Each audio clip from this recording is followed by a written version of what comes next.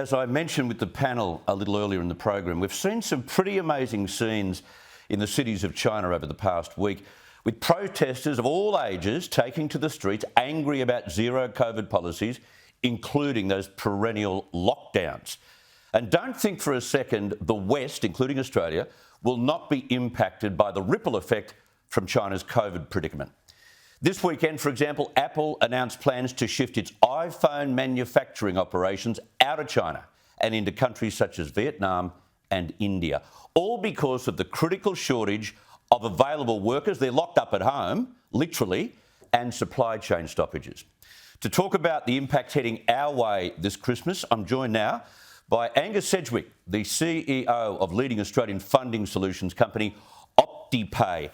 Angus, thank you very much for your time. Why are China's lockdowns and the protests we're seeing likely to impact us down under? Well, thanks, Chris. Thanks for having me. Well, as we know, China is a massive driver of global economic growth, contributing about 25 to 35% of global GDP. So if you think China's economy is to shrink by 1%, then the effect of that on the global economy is about 0.5%. However, for countries such as Australia that are direct trading partners, the impact is much larger, as much as 1%. Now, obviously, a lot of Australian companies either manufacture in China or import goods from China, and many of those goods are coming from regions that are currently in the lockdown, Chris. So due to the CCP's strict adherence to the zero COVID policy regime. So we can expect shortage of goods and a rolling shortage of goods for probably the foreseeable future. Yeah, foreseeable future could be a long time, because when you think about it, the Chinese aren't known for changing any policy. They're not known for taking a backward step. The Chinese are known for saying something strictly and enforcing it. So this could go on as they continue this stupid COVID zero approach. This could go on infinitum. This could go on for years. Yeah, look, it could, Chris. As you rightly say, the CCP tends not to back down from any of their policies that they've announced publicly. And until they've got a vaccine that they can roll out as an effective vaccine across the entire population, which could take, who knows, 12 months, 18 months or longer, you're right, it'll be a rolling stoppages.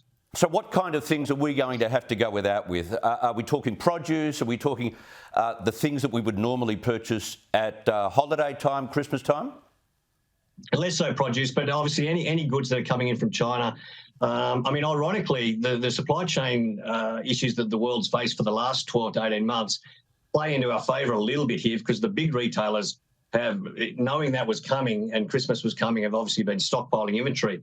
But it's your smaller retailers, your smaller SMEs that don't have the cash flow or and can't afford to be stockpiling inventory and sitting on it for a period of time. They will certainly be affected quite significantly. So yeah, goods manufactured in China or any supplies that are required for manufacturing in Australia will be affected. So obviously we're already seeing it through the construction industry as well. Yeah, so what can people do to ensure they're not caught out? And what should government be doing to ensure that in the years ahead we're not suffering from this as well? Well, in the short term, I mean, obviously for Christmas shopping, if you see something you like, buy it now. If you're buying online, obviously allow a longer lead time and it may not arrive before Christmas. And buy local, buy Aussie stuff. In terms of that larger question, Chris, and this is a long conversation, but obviously if we can diversify our manufacturing base out of China into other countries, or ideally bring it into Australia, that will help our economy to beat these effects in the longer term. Easier said than done when there's 1.3 billion people in China. It's a big question. It's a big task, but yeah, we've got to start looking, and we are starting to do it, but it'll take some time. Yeah, sure will. It's very interesting. We won't be running away from any of this impact, but we've got to be sure that we can provide for ourselves and be independent, I think. Angus Sedgwick, Merry Christmas on that note from OptiPay. Thank you, Chris. Thank you and your family. Thank you very much. Much appreciated.